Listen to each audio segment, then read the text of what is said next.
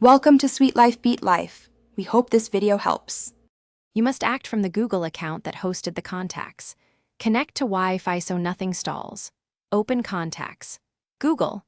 Com in a browser on a computer or use the contacts web view on mobile. Signing in with the identical Google account is essential.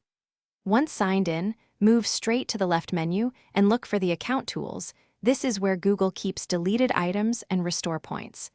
Do not waste time toggling phone settings yet. Start the restore flow from the account interface now. Once in the account tools, choose Undo Changes to restore the entire contact snapshot to a chosen timestamp, or Open Trash to recover individual entries. You can select common presets like 10 minutes, 1 hour, yesterday, or set a custom time up to 30 days prior. Google retains deletions for 30 days. Pick the appropriate restore point that contains the deleted numbers, then confirm.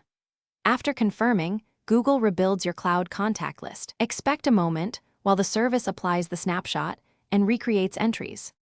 Once restoration completes in the cloud, make your phone fetch the rebuilt list.